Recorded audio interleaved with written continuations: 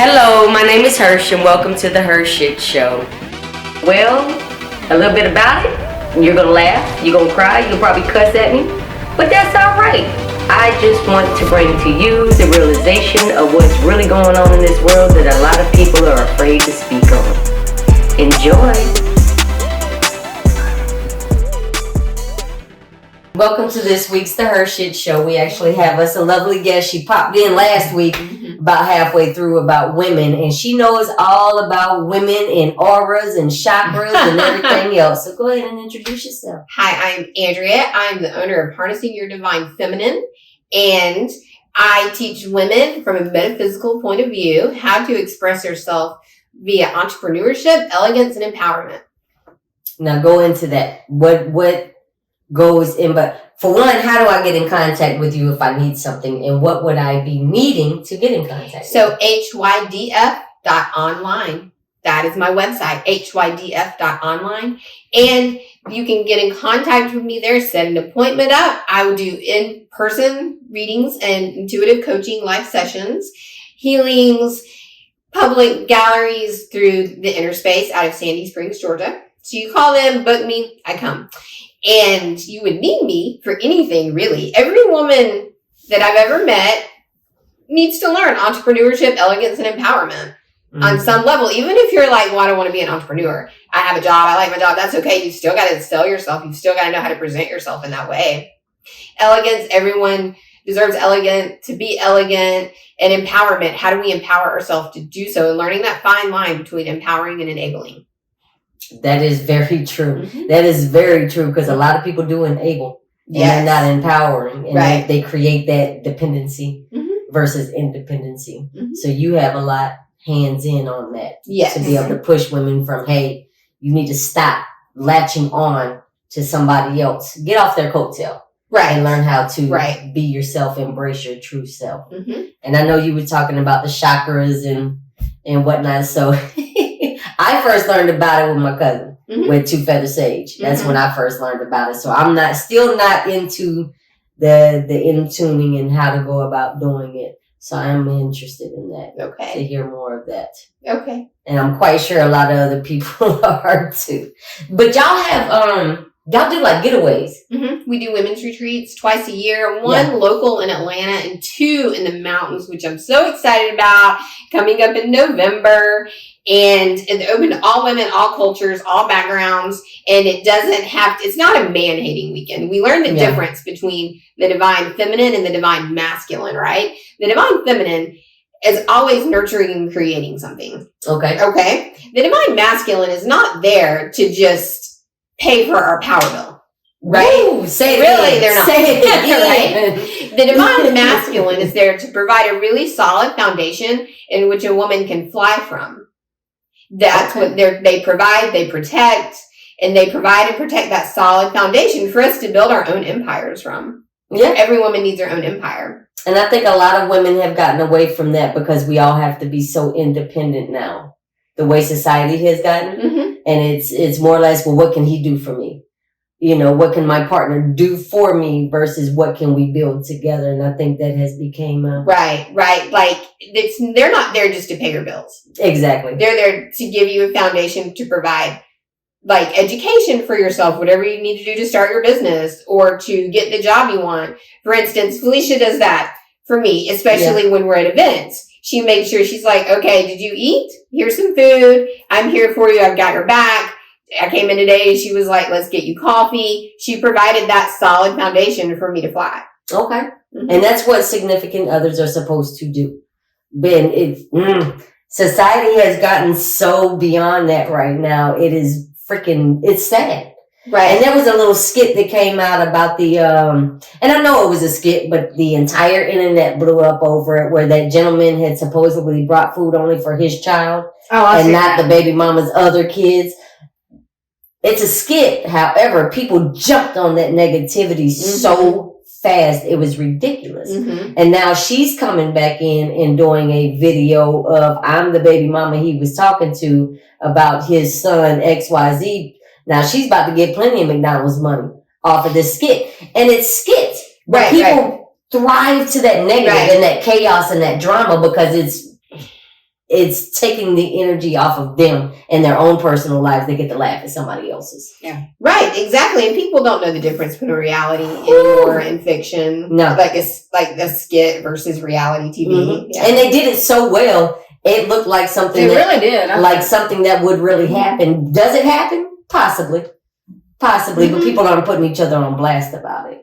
You know, not everything goes on, but that skit and the way they blurred his face out and all that good stuff. Say, he's providing for his child. I'm sorry.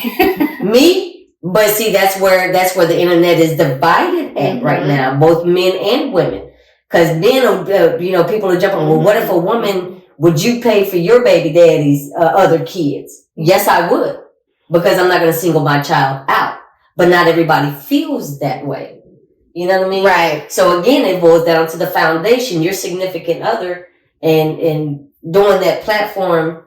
When you walked in the door was, baby, you need something. Mm-hmm. You know, you want some coffee. How many sugars do you need? You know, but at the same sense, you could walk into somewhere else and people are just, there's your coffee here. Here's your, I want to bring you the sugar and stuff to do it for yourself. And I think society has gotten away from becoming a union.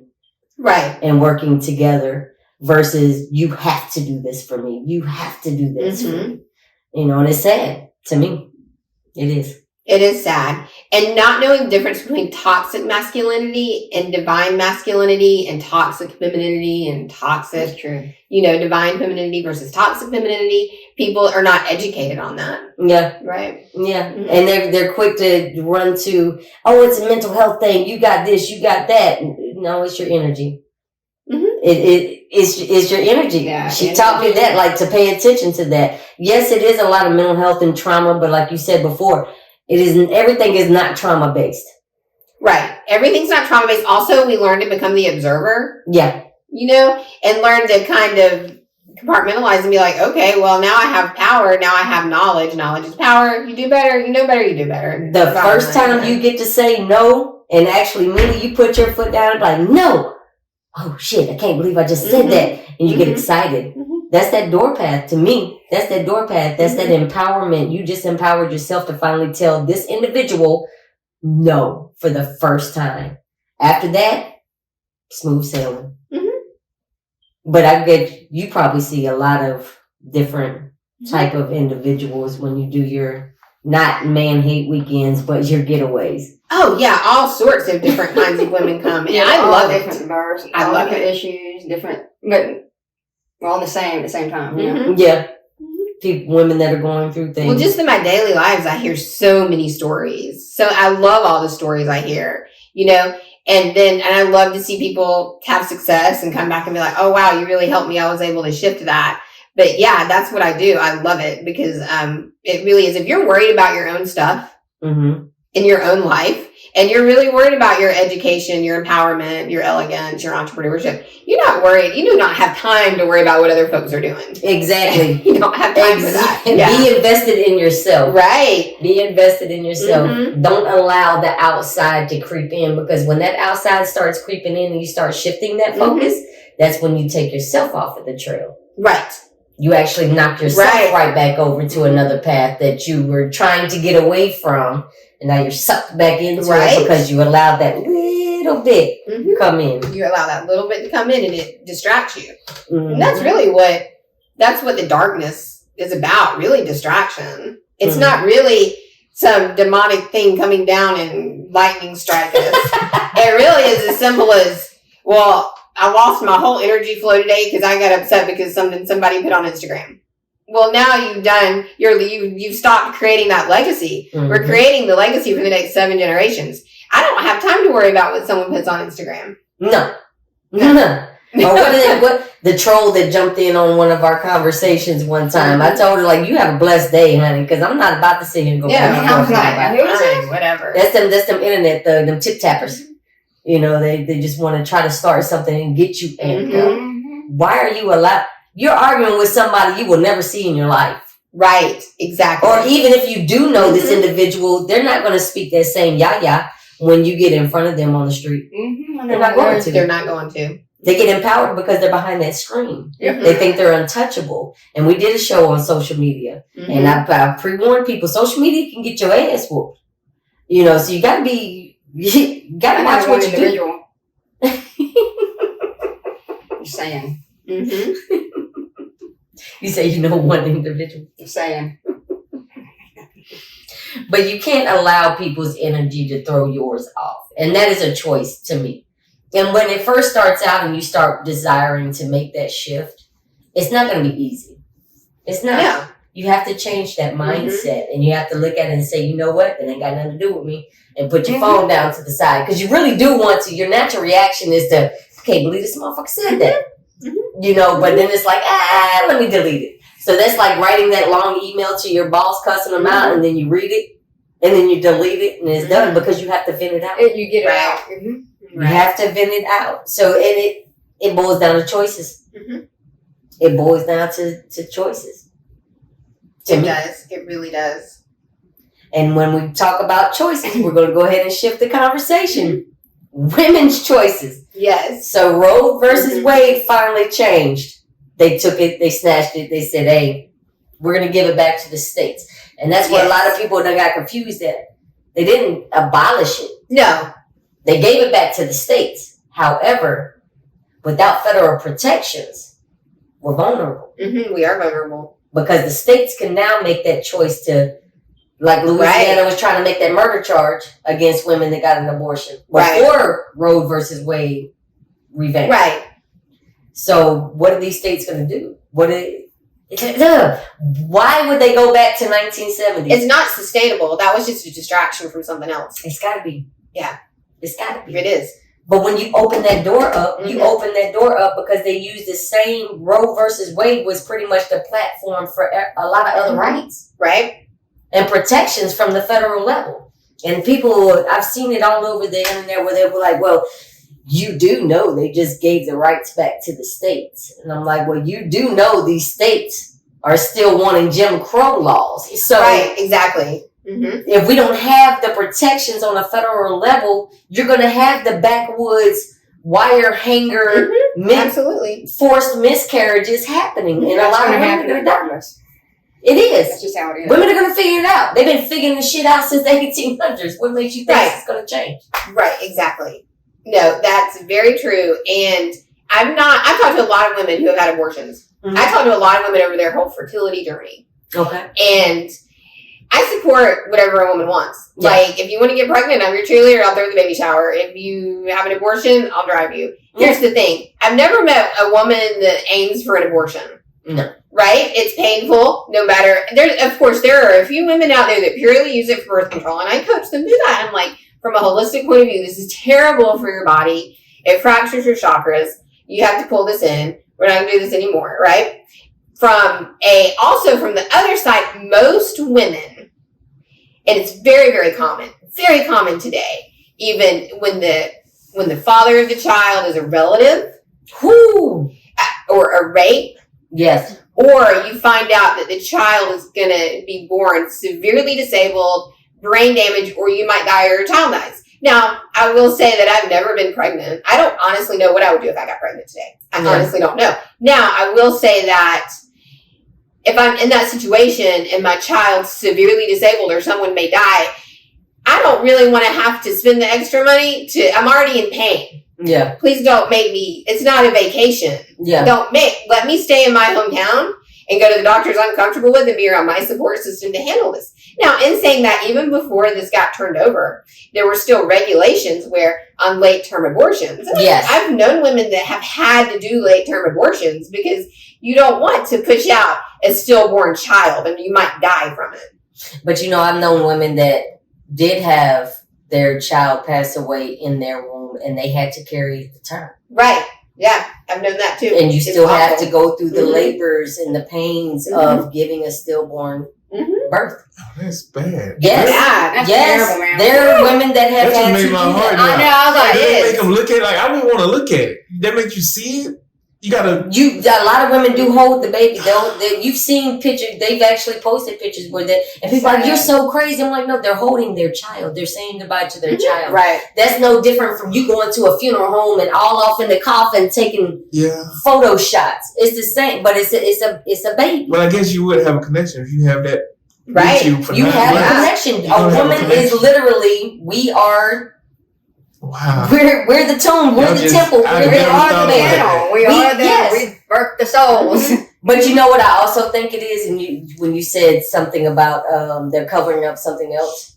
Honestly, what if they're running out of stem cells to be able to do? I did not know when I gave birth to my son that I could have kept the placenta in the afterbirth. I did not know that. They didn't give me that option No, at the hospital. you have to have a doula.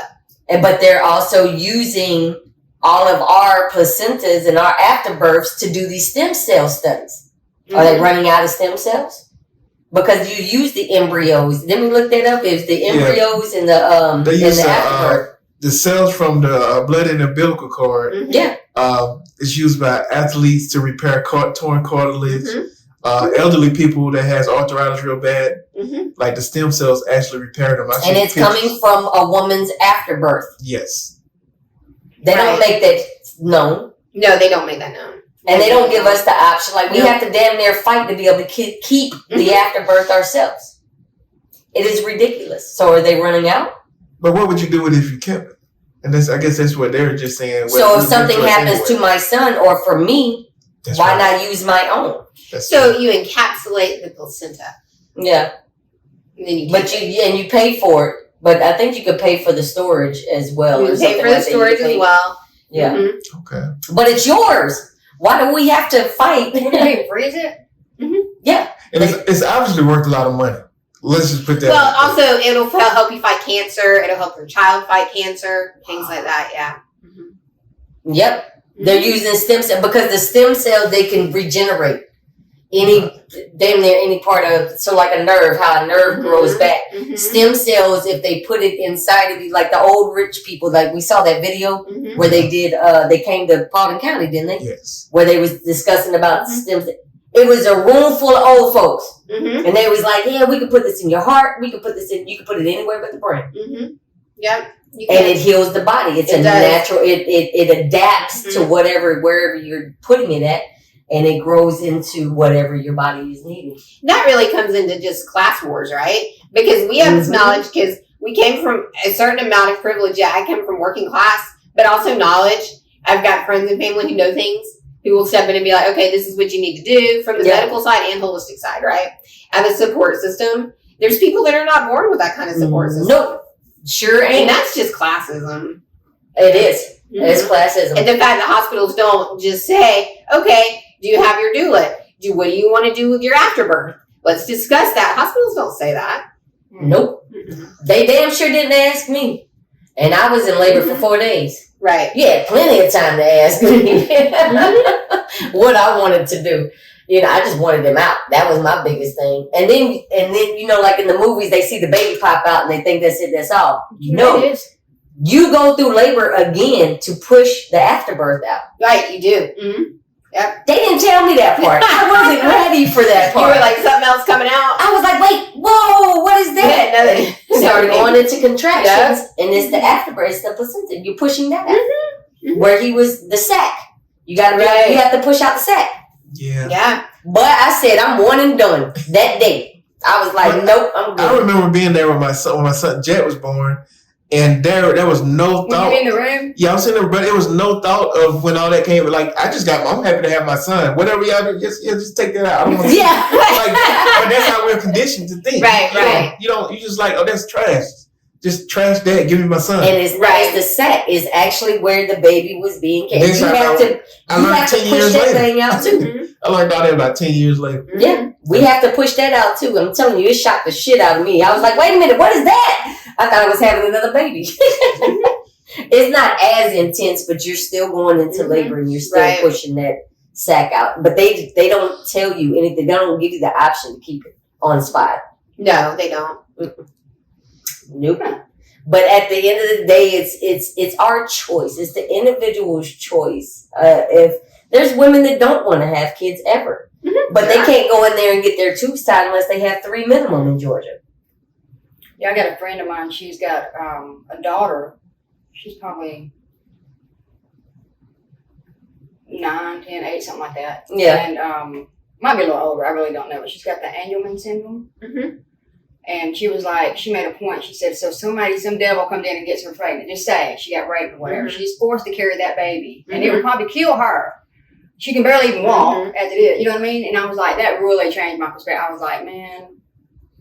But you've seen it happen in what, mental asylums and stuff like that. Oh, yeah. Where they couldn't speak. They were like literally carrying the baby, laying in the bed in a coma. So what I believe, this is what I intuitively downloaded through working with all these women, is babies know when they're going to be miscarried. They know. That spirit knows when they're going to be miscarried. That spirit knows when they're going to be aborted. That spirit knows.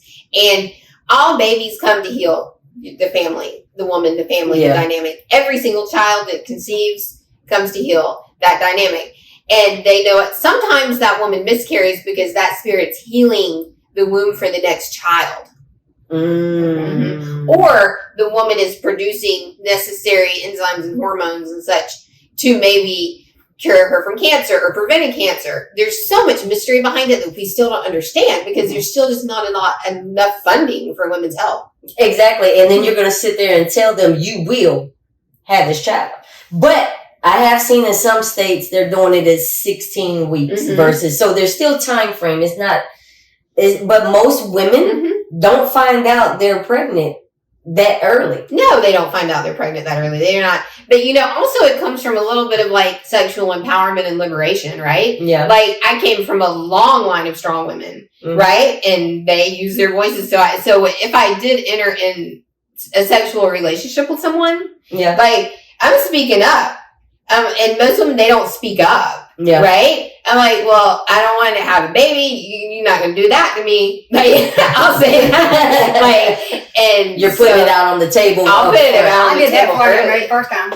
That's exactly what I did. Yo, you was like, nope, this ain't happening. I just said I may or may not ever want kids. Right. Not. I'm very honest. I was like, he was like, okay. No, and because she also comes from women who speak their truth, right? And a lot of women, they don't. And here's why. My mama. Yeah, her mama. Yeah. Both of our mamas. Woo! So, remember in the 80s, it was the sales culture, right? Don't take no for an answer. Remember that? Yes. Okay. So, that was the foundation. There was already rape culture in our society that intensified the rape culture. Yeah. Just because don't take no for an answer. Take no for an answer. Yeah. So women intuitively, they just don't. Oh, she just drunk. She didn't mean to say no. Right. Or in mid-stroke, now all of a sudden she changed her mind. I'm going to finish. Right. And of course, the dynamic of the sexual encounter can change mid-encounter. That happens. I told my son flat out, I don't give a damn if you are in mid-stroke. If she fixes her lips to say, no, stop, you better pull out and finish ejaculating in the corner somewhere. Right. I ain't lying. I'm upfront with mine because I don't want him catching that charge. I don't want him catching that charge, even if no, daddy, stop, whatever she's doing. Oh, I know. I She's in the corner, son. You better snatch it out and do what you got to do. But I also taught him and drilled that in him to strap up and pull out. Right. Because we don't want those accidents, and when he was younger, I scared him and tell him if a female got pregnant, she had to move in. Day one. I told him that they wanted to scare him. But it was true. I told him, you're going to be daddy from day one. It ain't going to be no choice in that manner. Right. That's just me, but not every household is the same way. They're afraid to talk to their children. Right. And these children are learning from Instagram. They're learning from the instant gratifications of this is how I'm supposed to be.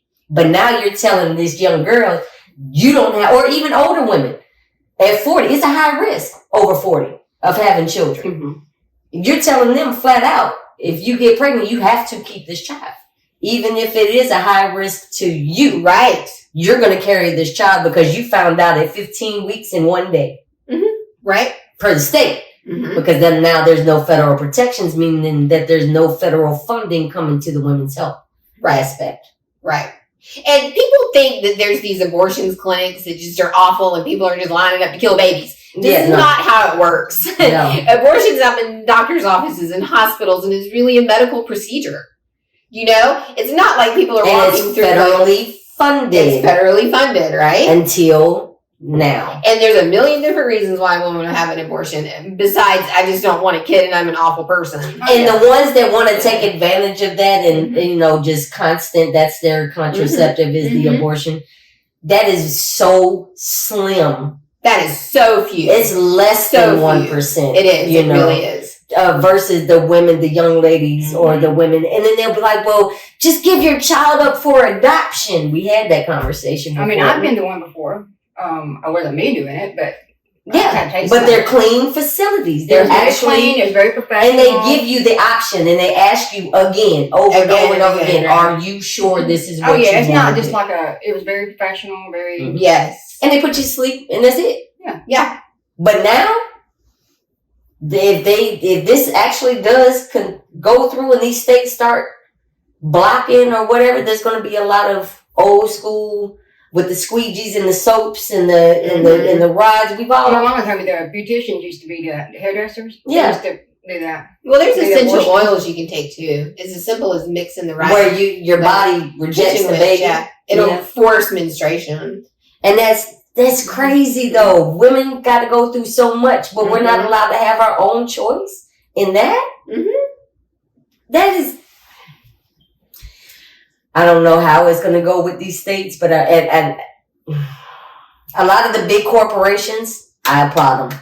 Like Dick's Sporting Goods came out and was like, look, if this state does do this, we will make sure our employees get a ride. So we have to bring up, do you know how rare true monogamy is in relationships? Ooh, that's barely exist anymore. Here's why.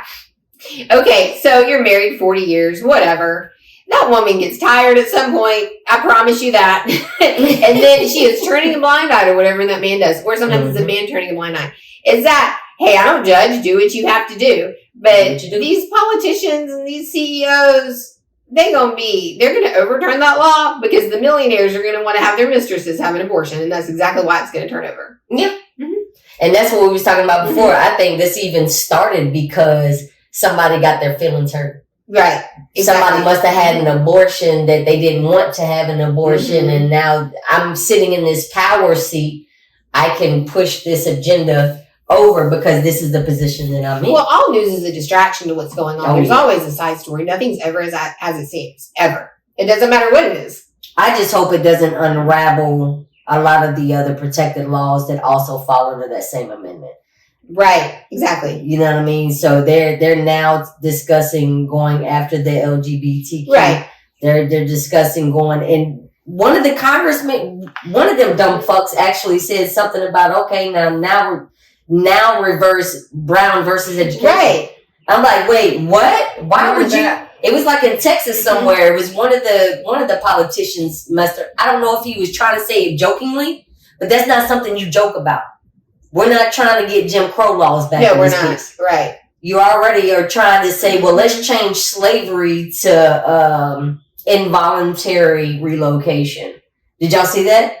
Somebody made this suggestion to instead of saying slavery, let's say involuntary relocation. Bitch, you stole people. So you're trafficking.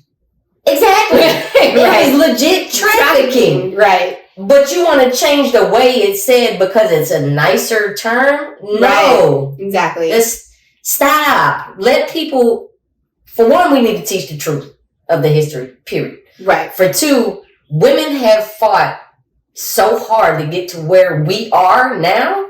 We're still fighting for equal pay. We're still fighting for, at least we're still able to vote. Y'all gonna let us keep doing that? Mm-hmm. You know, we're able to do a lot of things, but to take away the federal protections of women that do desire to possibly have an abortion, but not put anything in place of that to say this is where we draw the line. That's beyond me. That is beyond me. Going back on, women. We just gonna talk about us, women. Of course, men are gonna do what men gonna do, and the women that follow them are blind sheep, or whatever you want to call them. I can't even call them sheep. They're insecure. Well, they're toxic. There's a difference. I love the divine masculine. There's some men in my life that totally have my back. I totally have my back. They're the divine masculine. If they call me, I'm there, right? Yeah. And they support my women's retreat. They're the ones saying, "Can I help you unload? Can I help you?" And they'll show up at the end of the retreat to help me break down. Yeah. But then there's the toxic masculinity, and they need a lot of education. Yeah, women too. Yeah, women. We can talk on women's rights because we happen to be women. Right. Exactly. So, natural women at that. So, is natural. Yeah, my nipples are natural. I was born this way. Yeah, I was born this way. But at the same time, it's like, how... you got women that are in the need of abortions or desired an abortion, couldn't get an abortion for whatever reason, and they decided to have the child, not being mentally stable as it is. But there was a prime example of the story that came out, last week, where a woman legit drugged 7 kids, drugged them to put them to sleep. The Pauline Rockmart line. Yeah. Okay. And she stabbed the infant twice, I believe. And one of the older ones, 9-year-old kid, was able to jump out of the second-story window. She was going to set the house on fire. She did set it on fire. Yeah, and they ended up finding her in the woods. Luckily the neighbors did kick it. They had to shoot the door open or kick the door open or whatever and get in. But she had already killed. I think 3 of the children have passed thus far. Well, talk about that gets into mental health and how our country, the mentally ill, is just incredibly marginalized, and it's very difficult to get help for the mentally ill. I mean, the woman was clearly mentally ill. I mean, yeah, I was wrong, right? No, nobody should be killing children. No, but mental illness. But she legit premeditated that. Yes, that ain't no snapping moment. You took your time to put your children to sleep. Mm-hmm. So that shows the I can't even really say it with a straight face, but that kind of shows the caring side, where you didn't want them to feel pain, but you didn't want them either. So you premeditated it. You premeditated it, and I gotta think you took your time to actually put these children to sleep and stab the baby twice, not once. Mm-hmm. Twice, and then did other things to the other children, and then you set the house on fire. Mm-hmm.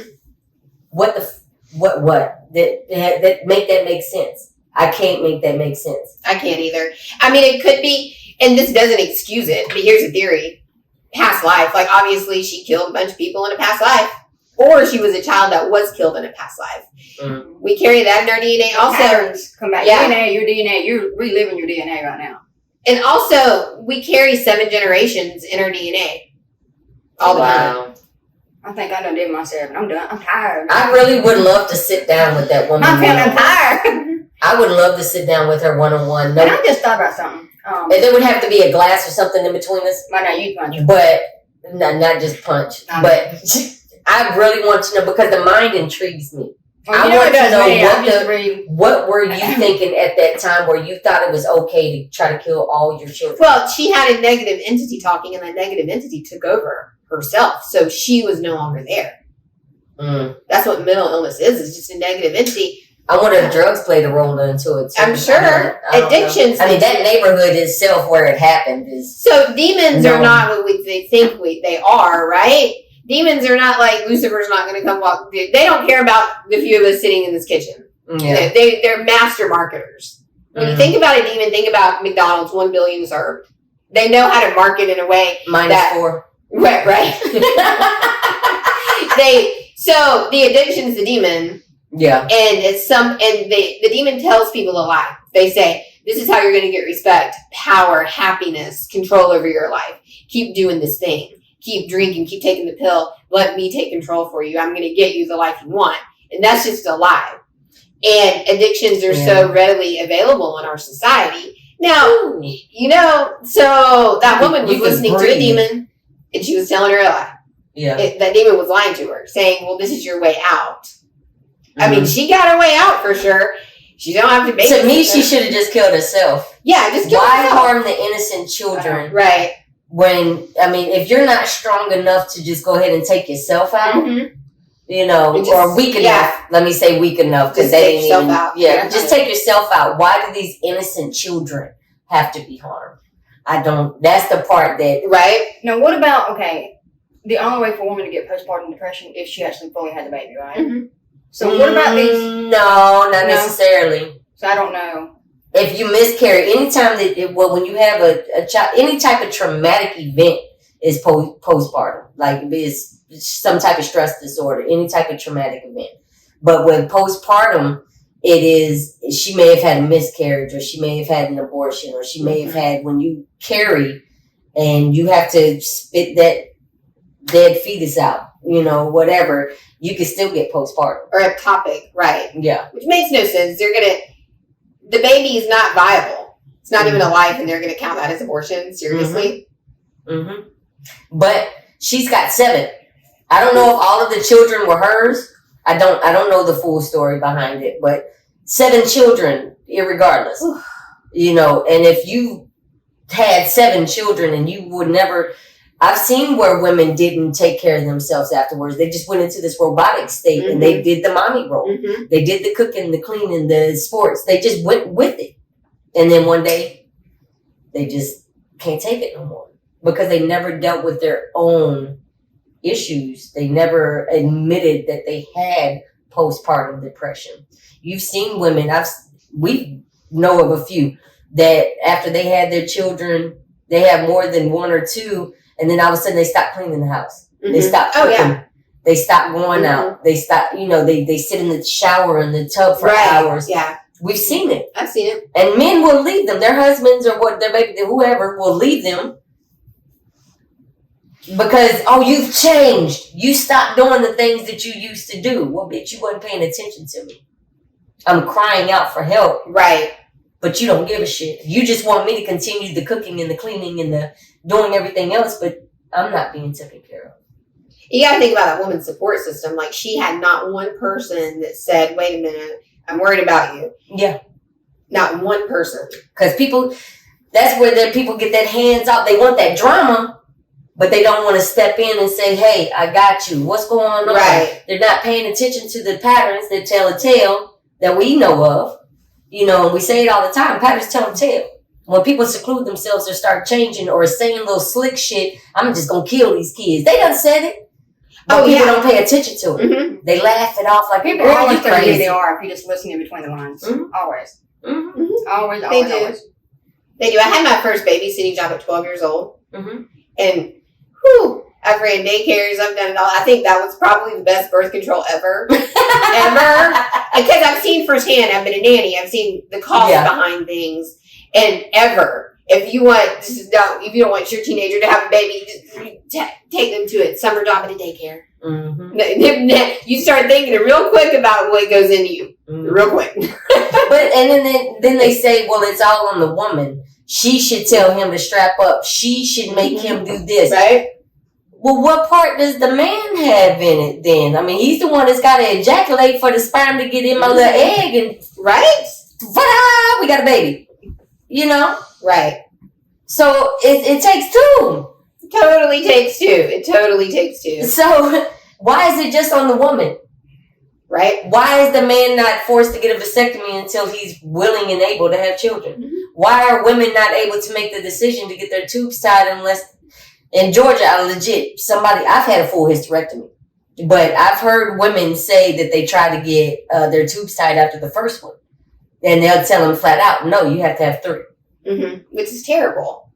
Well, also it comes into play like mental illness running in their family, cancer running in their family. Mm-hmm. And if every woman down the line has had breast cancer or severe mental illness, I think that sometimes you just got to be like, look, we cutting this family tree ain't gonna end. No more reproduction from your blood. Right. I was like, no, something has gone wrong. We're not procreating with you. We don't need it. Sometimes that is how a woman changes the dynamic of when a woman heals herself, she heals 7 generations back, which means those 7 people that have died prior to her will ascend more to the light. Mm-hmm. Okay, and then the next 7 generations, even if you don't have a baby, will be healed more. Like, for instance, my nephew, right? Like, I didn't have a baby, my sister had a baby. So he, he has the crazy aunt that comes to dinner doing weird things, right? With stones and cards and predicting everything. And, but now because of that, he knows there's a different choice. Yeah. If he hits a brick wall, he'll be like, you know what? I don't think I have to listen to social media. I had that weird aunt. She did some different things. I'm going to call her. Yeah. Instead of hurting myself or hurting someone else. Yeah. Mm-hmm. And it just boils down to, you got the men that's like, well, I actually, listen, I have seen men legit. I think they need to make DNA tests mandated the time of birth. Yeah, when you go through the process. I really do. I think that they need to mandate that as soon as that baby pop out, DNA. Which one of y'all's father? Okay, come back here, sir. Mm-hmm. Do a swab automatically. Automatically, it would make life easier. Because a lot of women are running around lying. Also, that could get real sticky, the flip side of it, because every woman's in a different situation. And it could be, you just don't know what that situation is. But at least give that man the choice to sign that birth certificate or not. Absolutely. With the truth being known if this is his child or not. Yeah. Versus that child being stuck in a war later on. Because, it might be Gucci at first and all happy and geeky. Yes, I signed a birth certificate. I know in the back of my mind this child might not be mine. And then that child gets older. Dad and mom get to snapping off at each other. And then the truth come out. That's why he ain't even your baby. Yeah. And then now the child is stuck in the middle like, what the fuck? What you mean? But it also falls in line with medical and the background and the need to know. Start having these DNA tests as soon as that baby pop out. Also, that child picks their journey and their parents. Mm-hmm. So if the child's stuck in that situation, the child, that lesson, it was meant for that. Have the talk with your child at an early age. Mm-hmm. Yeah. Don't wait until they become teenagers and then throw it on them. And they've been living a lie the whole time. Right. But you've been instilling in them to be truthful and be honest and be upfront. Mm-hmm. But you haven't yourself. Also, it comes to the religious trauma around sex. If you're telling a woman sex is bad, you're supposed to be a virgin, they're already feeling awkward and having questions about their body and how this works. And then on top of that, you're going to tell them you're a sinner and you're going to hell and you're not a virgin, you ruined yourself and all this. That's going to make it even harder for them to be like, what's going on with my body? How do I have an adult conversation about what's happening? But my question is, how are you going to stem somebody and shun somebody for having a child when your entire religion is based on the Virgin Mary popping out a child after getting kissed? Mm-hmm. Right. So how are you going to bash somebody else? Or am I wrong? No, I just look at him. I can't help it. I immediately go to him. But am I wrong though? No, in the church we were always taught, hey, Virgin Mary, she got kissed, and that used to scare girls and to get, don't kiss me, bitch, I might get pregnant. I know, right? You know what I mean? But now you're telling us that we can't have a decision with our body, but your entire thought process is based on a woman that got a kiss in danger. Exactly. Yeah, and he lived 33 years and ended up getting murdered by his own people. So, come on. You can't have it both ways. Either you're pro-choice or you're not. Pro-choice meaning the choice of an individual to be able to make their own decision. Right, exactly. Period. And recognizing everyone's in a different situation. Everybody. There's not two situations the same. Mm-hmm. And if they are similar, they're still not the exact same because their DNA makeup is different. Not everybody is the exact same. Not everyone's the exact same, and not everyone's supposed to be a mama. They're really not. Whoo! Just prime example, the young lady that did that to them 7 children, damn sure shouldn't have been a mama. Mm-hmm.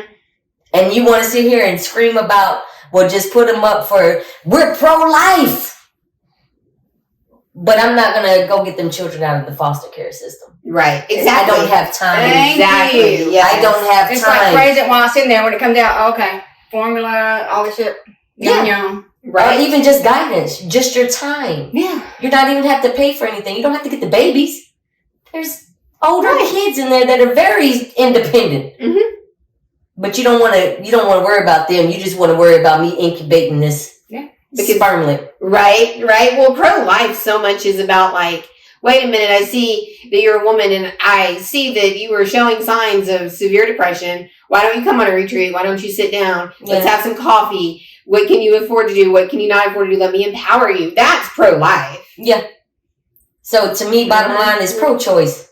Allow people to make their own decisions. Get off of your fucking high horse unless you're really going to be all in. Right. And supportive. Mm-hmm. Stop taking away the protections of women's rights that we have fought generations for. Mm-hmm. We have fought strong generations for. Women have been raped all the way at the beginning of time. Oh, right. Women are still getting raped. I hear so many women come to me and they'll go, I'm not sure if it was rape. I'm not really sure what happened. And it's very sad. Well, I woke up and my clothes were off. And then 30 days later, they find out they're pregnant. Mm-hmm. Right.